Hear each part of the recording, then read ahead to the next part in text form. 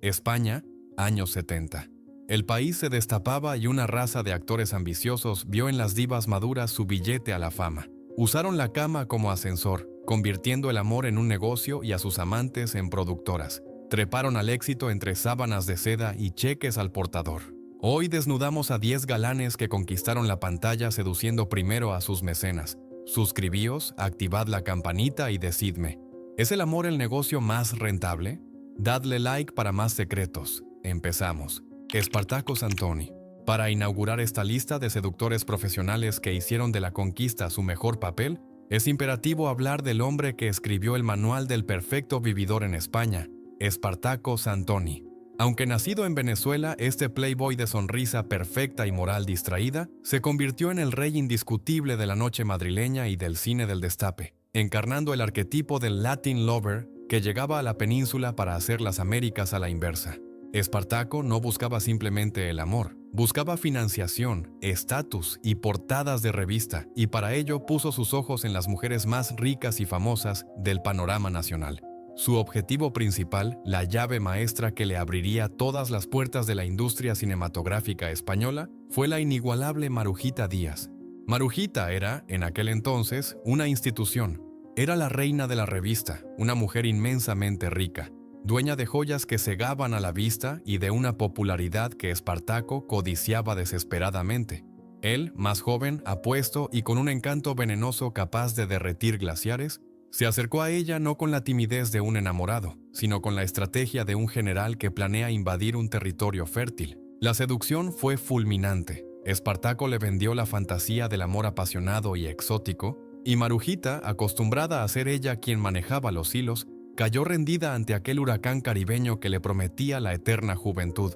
Se casaron y automáticamente Espartaco pasó de ser un actor secundario a ser el productor de sus propias películas, financiadas, por supuesto, con el patrimonio de su esposa.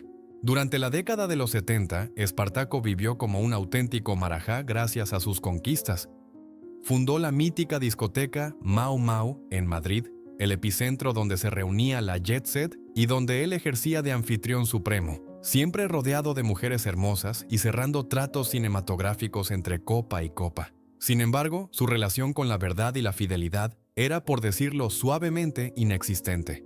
Mientras utilizaba la influencia de sus parejas para conseguir papeles y producir cintas como Las amantes del diablo, vaciaba las cuentas corrientes y empeñaba las joyas familiares con una facilidad pasmosa. Para Espartaco, las mujeres eran peldaños de una escalera dorada. Una vez que había subido el escalón, no tenía reparos en pisarlo para alcanzar el siguiente. Su descaro llegó a tal punto que, en el año 1976, publicó unas memorias tituladas No niego nada, un libro que cayó como una bomba atómica en la sociedad española. En ellas narraba con pelos y señales sus aventuras de alcoba, aireando la intimidad de las mujeres que lo habían amado y mantenido. Aquello no fue solo una traición, fue la confirmación pública de que su carrera se había construido sobre sábanas de seda y mentiras piadosas.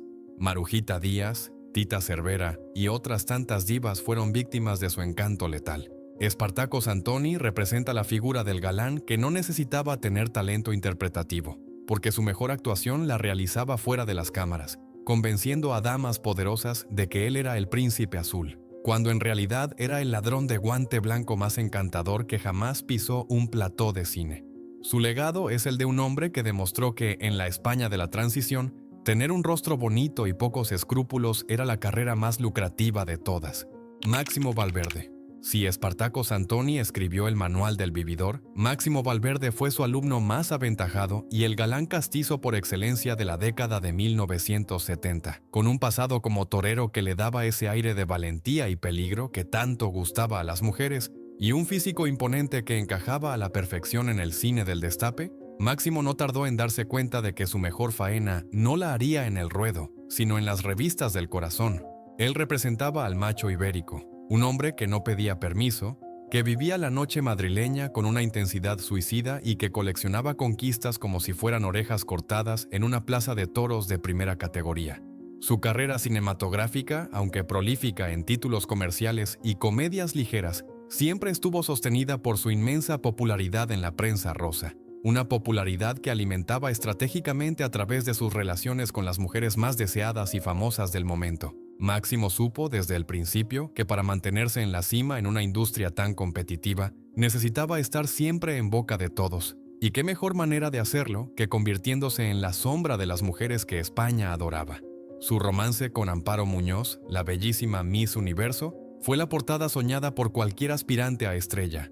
Él, el galán maduro y experimentado. Ella, la joven reina de la belleza mundial. Juntos formaron una pareja explosiva que le garantizó a Máximo contratos, bolos y una presencia constante en televisión. Pero Máximo no se limitaba a una sola musa. Su nombre se vinculó al de Isabel Pantoja en los años previos a su boda con Paquirri, un coqueteo que le otorgó un aura de seductor inalcanzable capaz de enamorar a la tonadillera más protegida del país. Para Máximo Valverde, las mujeres no eran solo compañeras sentimentales, eran el combustible que mantenía en marcha el motor de su fama. En una época donde el talento interpretativo a veces pasaba a un segundo plano frente al carisma y el morbo, él supo vender su imagen de amante infatigable mejor que nadie. Se movía en los círculos de la alta sociedad y la farándula con la destreza de un relaciones públicas nato, siempre con la sonrisa puesta y el abrazo listo para la foto oportuna. Mientras otros actores se dejaban la piel estudiando el método Stanislavski, Máximo estudiaba quién era la mujer más influyente de la fiesta para sacarla a bailar. Su habilidad para estar en el lugar adecuado con la compañía adecuada le permitió alargar su carrera durante décadas, sobreviviendo a modas y cambios políticos. Sin embargo, detrás de esa fachada de triunfador y de hombre que las volvía locas, se escondía una realidad más pragmática, la necesidad de sobrevivir. Máximo entendió que su capital erótico era su mayor activo financiero. Aceptó papeles que quizás no tenían gran calidad artística, pero que explotaban su fama de conquistador, esa misma fama que él cultivaba con esmero en la vida real. Nunca se casó con ninguna de sus grandes conquistas, manteniendo siempre esa aura de soltero de oro inatrapable, lo que aumentaba su valor en el mercado del deseo. Fue el hombre que susurró al oído de las mujeres más bellas de España, y a cambio ellas le regalaron una vida de focos, aplausos y una leyenda de Don Juan que, a día de hoy, sigue siendo su marca registrada. Máximo Valverde nos enseñó que en el cine español de los 70, ser el novio de la estrella era, a veces, el mejor papel de la película. Manolo Otero.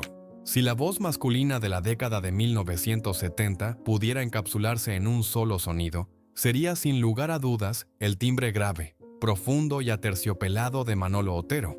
Este galán madrileño, hijo de un cantante de ópera y barítono y heredero de una presencia escénica imponente, representa a la perfección el arquetipo del hombre que supo convertir su matrimonio en la mejor campaña de marketing de su carrera. Aunque Otero tenía talento propio y una formación actoral respetable, su ascenso al Olimpo de las celebridades, ese lugar donde los contratos millonarios llueven del cielo, no se debió únicamente a sus dotes interpretativas, sino a su habilidad para convertirse en la mitad masculina de la pareja más explosiva y deseada de la transición española. Su trampolín hacia la fama masiva tuvo nombre y apellidos de mujer: María José Cantudo. A principios de los años 70, María José Cantudo no era solo una actriz, era un fenómeno social, la mujer que protagonizó el primer desnudo integral visto en el cine español en la película La Trastienda, convirtiéndose en el mito erótico de todo un país. Manolo Otero, astuto y consciente de que en el mundo del espectáculo la visibilidad lo es todo, formó con ella una alianza sentimental que lo catapultó a las portadas de todas las revistas. Se casaron en el año 1973. Y desde ese momento, Manolo dejó de ser un actor secundario para transformarse en el marido de la mujer más deseada de España. Esa etiqueta, lejos de molestarle, fue el combustible que utilizó para impulsar su carrera musical y cinematográfica. Las productoras lo querían a él porque tener a Manolo en el cartel era tener una parte del aura de la Cantudo. Durante su matrimonio, Otero cultivó con maestría su imagen de Latin lover, melancólico y sofisticado. Aprovechando el tirón mediático de su vida conyugal, lanzó su carrera como cantante recitador, logrando éxitos descomunales como Todo el tiempo del mundo, una canción que se convirtió en el himno de las sábanas de seda y los susurros de alcoba. Sin embargo, en los mentideros de la industria se comentaba con cierta malicia que aquel éxito repentino estaba cimentado sobre los cimientos de la fama de su esposa. Ella era la que llenaba los teatros y acaparaba los flashes. Él era el acompañante de lujo que supo capitalizar cada aparición pública del matrimonio para vender su propia marca personal. Era una simbiosis perfecta. Ella ponía el morbo y la actualidad. Él ponía la voz y la estampa de galán clásico. Pero como suele ocurrir en estas historias donde el amor y el negocio se entrelazan peligrosamente, el final fue amargo y muy rentable para la prensa rosa.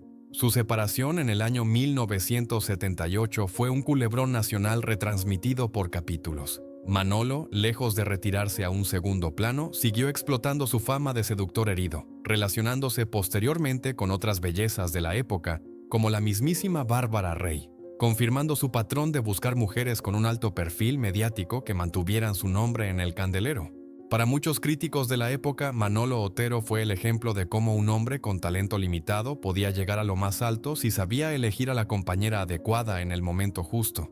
No fue un gigoló en el sentido estricto y vulgar de la palabra, pues tenía oficio, pero sí fue un oportunista emocional que entendió que, en la España del destape, el camino más corto hacia el éxito no pasaba por los castings, sino por el altar junto a la diosa del momento. Su legado es el de una voz inolvidable y el de un hombre que vivió, amó y triunfó bajo la alargada y brillante sombra de las mujeres que lo eligieron.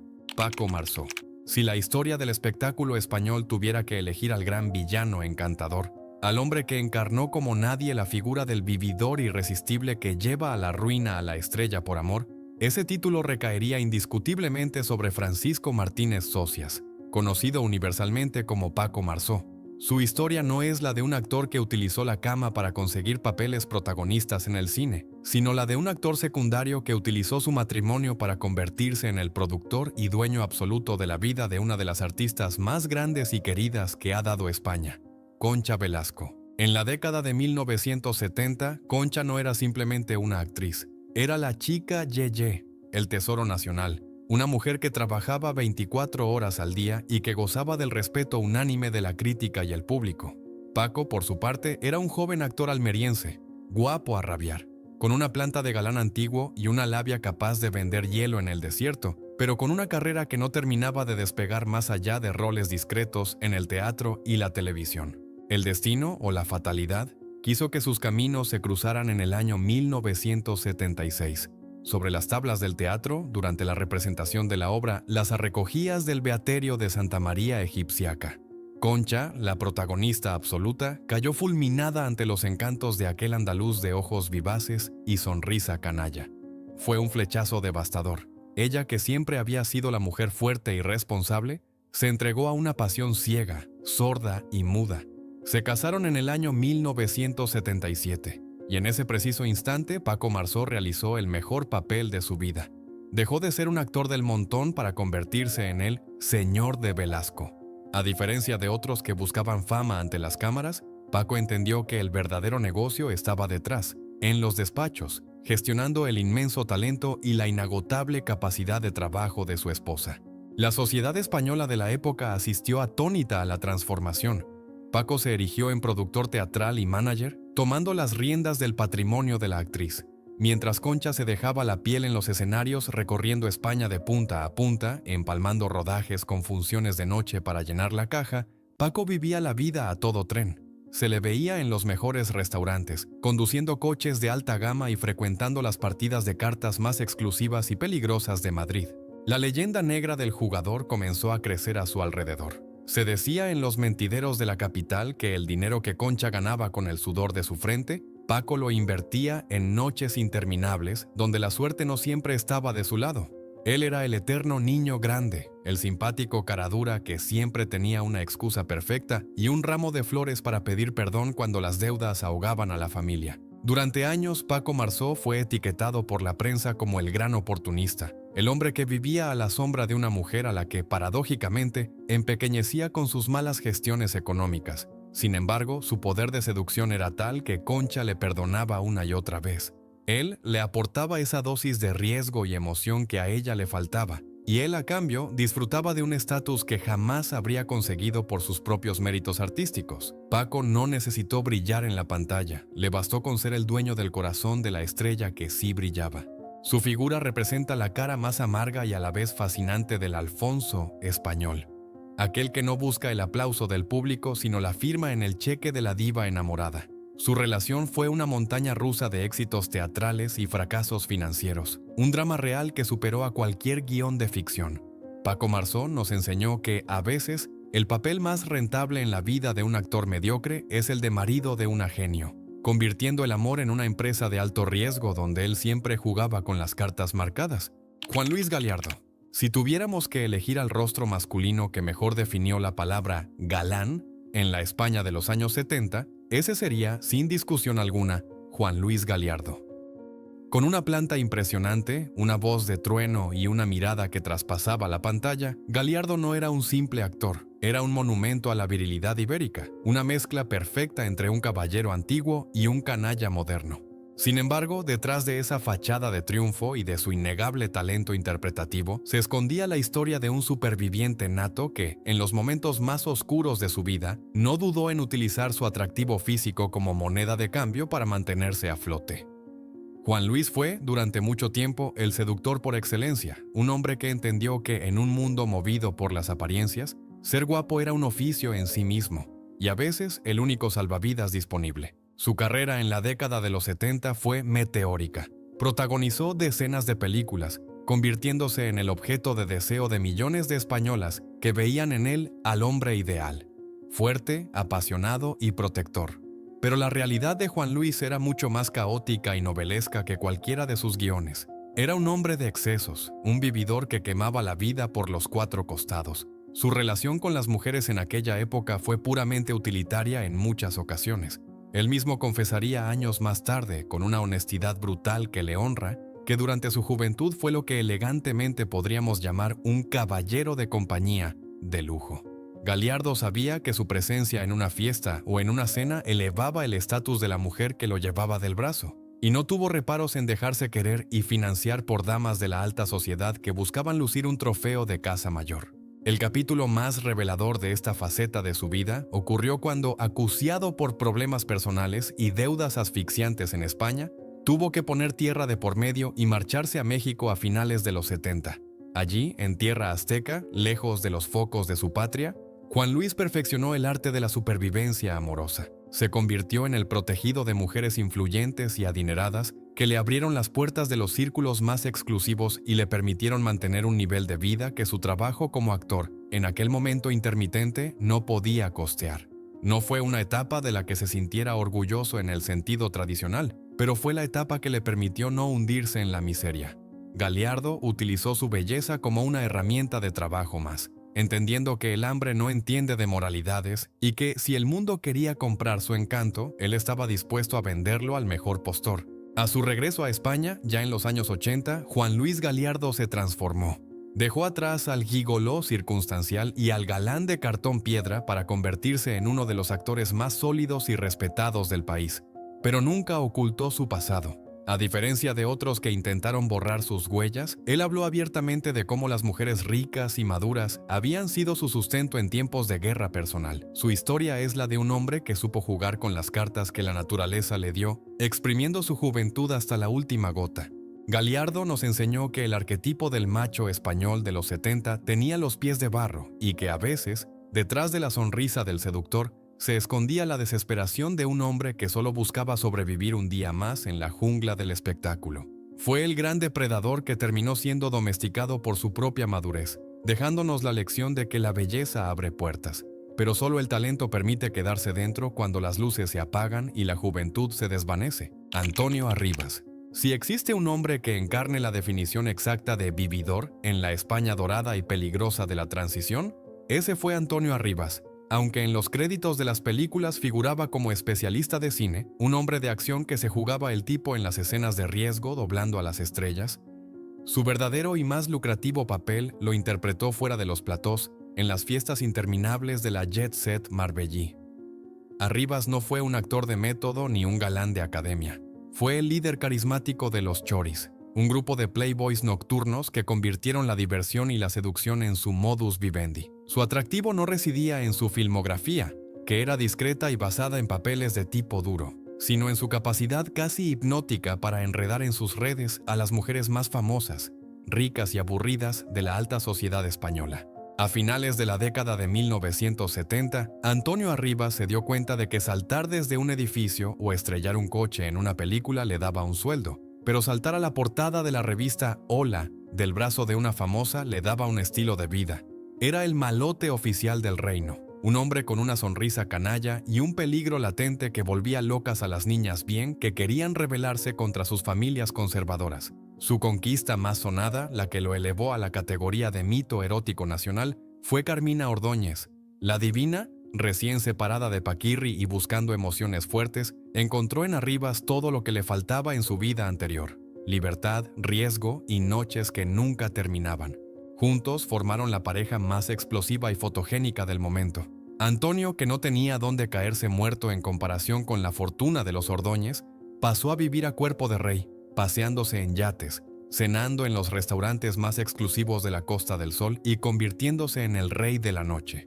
Pero Arribas no era un hombre de una sola mujer, era un depredador insaciable que necesitaba la adrenalina de la conquista constante. Por sus brazos pasaron otras grandes de España, como Lolita Flores, que buscaba consuelo tras sus desengaños amorosos, o Mila Jiménez, con quien compartió una etapa de desenfreno y caos que todavía hoy se recuerda con escalofríos en los círculos sociales.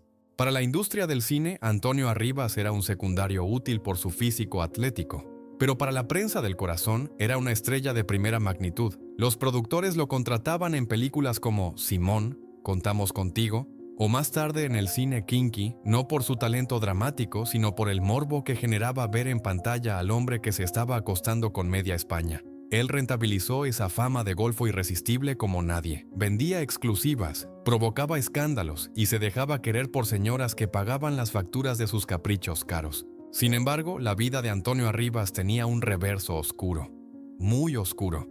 Su filosofía de vivir rápido y dejar un cadáver bonito lo llevó a transitar por caminos peligrosos. Su dependencia de la adrenalina y de ciertas sustancias que corrían como ríos de pólvora en la Marbella de los 80 lo fueron alejando de la imagen de galán divertido para acercarlo a la de un juguete roto y peligroso. Las mujeres que al principio se sentían atraídas por su magnetismo animal terminaban huyendo, asustadas por la intensidad destructiva de su estilo de vida. Arribas terminó convirtiéndose en una caricatura de sí mismo, un hombre que seguía buscando la fiesta cuando la música ya había dejado de sonar. Su final fue tan misterioso y trágico como el guión de una película negra. Apareció muerto en el año 1994, en extrañas circunstancias que nunca se aclararon del todo, cerrando así el ciclo de un hombre que utilizó su cuerpo y su temeridad para escalar socialmente. Antonio Arribas fue el especialista que aprendió que el salto más peligroso no es el que se hace desde un puente, sino el que se hace a la cama de una mujer poderosa sin red de seguridad. Nos enseñó que en la España del Destape, ser un sinvergüenza encantador era una profesión tan válida y mucho más rentable que la de actor principal, siempre y cuando estuvieras dispuesto a pagar el precio de vender tu alma al diablo de la fama efímera. Ramiro Oliveros. Si hasta ahora hemos hablado de golfos de playa, especialistas de cine y playboys de discoteca, es el momento de ponernos el smoking y ajustar la pajarita para presentar a una variante mucho más sofisticada y peligrosa del seductor interesado, el galán intelectual. Ramiro Oliveros no respondía al perfil del chico musculoso y básico que solo servía para lucir palmito en escenas de ducha. Él era un hombre de cultura, con una voz profunda de doblador y una presencia escénica que destilaba elegancia y saber estar. En la década de 1970, Ramiro era un rostro habitual en los prestigiosos Estudio 1 de Televisión Española, donde interpretaba a grandes clásicos del teatro. Sin embargo, su ambición no se conformaba con el aplauso de la crítica selecta. Él aspiraba a una vida de lujo y comodidad que el sueldo de un actor de teatro público, por muy respetado que fuera, jamás podría pagarle. Ramiro entendió que para acceder a la verdadera aristocracia del dinero no bastaba con ser guapo, había que ser encantador, culto y, sobre todo, saber elegir a la mujer adecuada que le abriera las puertas del palacio. Su gran golpe maestro, la jugada que lo retiró definitivamente de la lucha por la supervivencia actoral para colocarlo en el Olimpo de los intocables, fue su conquista de Concha Márquez Piquer. No estamos hablando de una cantante cualquiera, estamos hablando de la heredera legítima del imperio de la copla, la hija de la inmensa Concha Piquer, una mujer que no solo tenía talento, sino un patrimonio incalculable, baúles llenos de joyas históricas y propiedades que quitaban el hipo. Ramiro, con su aire de caballero antiguo y su conversación fascinante, supo enamorar a una mujer que venía de una ruptura dolorosa con el torero Curro Romero. Él le ofreció exactamente lo que ella necesitaba: adoración, compañía culta y un hombre que supiera comportarse en los salones más exigentes de la alta sociedad sin desentonar. Su unión fue vista por muchos en la industria como el triunfo definitivo del pragmatismo sobre la pasión desenfrenada. Ramiro pasó de ser un actor que tenía que memorizar guiones a toda prisa para llegar a fin de mes, a ser el señor de la casa, el consorte perfecto que gestionaba, opinaba y vivía rodeado de un lujo asiático. Se convirtió en la sombra elegante de su esposa, acompañándola en sus giras y apariciones televisivas, siempre un paso por detrás, pero siempre presente en la foto y en el cheque. La prensa del corazón, siempre afilada, lo bautizó veladamente como el perfecto mayordomo de lujo. Un hombre que había cambiado su carrera personal por el confort de ser el marido de una diva millonaria. Y es que, tras su matrimonio, la carrera de Ramiro como actor se fue diluyendo suavemente, como si ya no tuviera la necesidad de demostrar nada a nadie, o como si el papel de marido de Concha fuera el rol más exigente y mejor pagado de su vida. Pero no nos equivoquemos, Ramiro no era un simple adorno, era un hombre astuto que supo hacerse indispensable.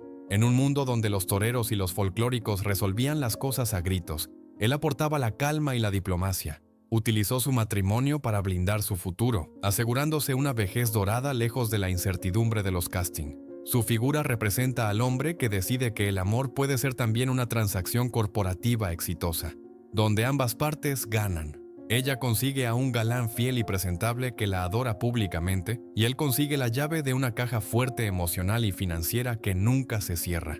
Ramiro Oliveros nos enseñó que, en la España de los 70 y 80, la seducción más efectiva no era la física, sino la mental, y que conquistar a la heredera adecuada valía más que 10 premios Goya juntos. Fue el triunfo de la elegancia interesada, el hombre que demostró que se puede trepar a la cima sin despeinarse, simplemente sosteniendo la copa de champán de la mujer correcta con la mano firme y la sonrisa ensayada. Antonio Gades. Si el arte tuviera nombre de hombre en España, ese sería Antonio Gades. Bailarín genial, coreógrafo revolucionario y actor de una presencia magnética que llenaba la pantalla en películas de culto dirigidas por Carlos Saura, como Bodas de Sangre o Carmen. Nadie duda de su talento descomunal. Fue una figura que renovó el flamenco y lo llevó a los teatros más prestigiosos del mundo. Sin embargo, antes de ser el mito intocable, el comunista comprometido y el intelectual serio, Antonio Gades fue un joven guapo y sin un real en el bolsillo que encontró en una de las mujeres más ricas y folclóricas de España su particular mecenas y trampolín hacia la fama. Esa mujer no fue otra que la incombustible Marujita Díaz. Aunque su matrimonio se celebró a mediados de los 60, la sombra de esa unión persiguió a Gades durante toda la década de los 70, convirtiéndose en el ejemplo perfecto de cómo un artista torturado puede utilizar el dinero y la influencia de una prima donna del sistema para financiar sus sueños de libertad.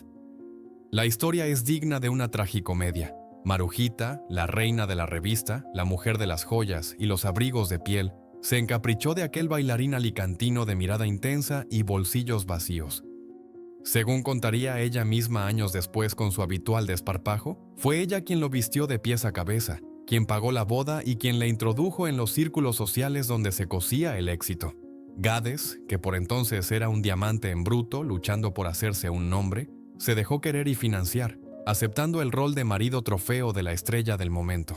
La relación fue un choque de trenes ideológico y estético. Mientras Marujita representaba la España de la pandereta, el lujo ostentoso y la sonrisa fácil, Gades era la imagen de la España que venía, seria, profunda, política y culturalmente ambiciosa. Para Gades, Marujita fue una estación de paso, un medio para un fin. En cuanto se sintió lo suficientemente fuerte y reconocido, en cuanto su nombre empezó a sonar con fuerza propia, no dudó en soltar la mano que le había dado de comer. Su separación fue el primer gran acto de rebeldía de su carrera. Dejó atrás el mundo de las lentejuelas para abrazar el arte puro, pero los cimientos de su imperio se habían construido, en parte, con los cheques de la folclórica. Pero la historia de Gades como seductor de grandes iconos no terminó ahí. En la década de 1970, ya consagrado como figura, volvió a demostrar su puntería sentimental al unirse a la mujer más importante de la transición. Pepa Flores, Marisol. El patrón se repetía, aunque con matices. Gades pasó de la diva del franquismo, Marujita, a la musa de la democracia, Marisol, demostrando una habilidad asombrosa para estar siempre al lado de la mujer que definía la época. Con Pepa Flores formó una pareja mítica, y se dice que su influencia fue decisiva para que la niña prodigio rompiera definitivamente con su pasado y abrazara la militancia política. Antonio Gades representa la figura del genio que, aunque tenía talento de sobra para triunfar, no tuvo reparos en utilizar su inmenso atractivo masculino para acelerar el proceso. Fue el macho alfa de la cultura española, un hombre que fascinaba a las mujeres poderosas y que, consciente o inconscientemente, se nutrió de su luz y de su estatus para agigantar su propia leyenda. Marujita siempre dijo que ella hizo a Gades. Él siempre guardó un silencio elegante, sabiendo que, en el fondo, su biografía tenía un capítulo de gigoló, ilustrado que prefería olvidar, pero que fue crucial para que el bailarín del hambre se convirtiera en el mito universal que hoy recordamos. Pepe Sancho. Si la figura del macho ibérico tuviera que ser esculpida en bronce, tendría, sin lugar a dudas, los rasgos duros, la mirada desafiante y la arrogancia natural de José Asunción Martínez Sancho, conocido por toda España como Pepe Sancho. Aunque el gran público lo conoció y lo idolatró por su papel de El Estudiante en la mítica serie Curro Jiménez, que se estrenó en el año 1976, la verdadera consagración mediática de Pepe, su salto de actor popular a personaje omnipresente en la vida nacional, vino de la mano de una mujer que era un volcán en erupción, la inigualable María Jiménez. Su historia no es la del clásico gigoló que busca dinero fácil, sino la de un hombre con un ego desmedido que encontró en la cantante más salvaje y racial de la transición el espejo perfecto para proyectar su propia imagen de seductor indomable. A finales de la década de los 70, María Jiménez era un fenómeno de la naturaleza. Con sus plumas, sus bailes sensuales y esa voz rota que cantaba al desamor con una visceralidad que asustaba, era la mujer del momento, la que vendía millones de discos y llenaba las portadas. Pepe, por su parte, era un actor guapo, con fama de tener un carácter difícil y un éxito televisivo reciente, pero que necesitaba mantenerse en el candelero en una industria volátil. El choque entre ambos fue nuclear. Se enamoraron con la violencia de dos tormentas que colisionan, iniciando una relación que se convirtió en el reality show de la época, mucho antes de que se inventara el término.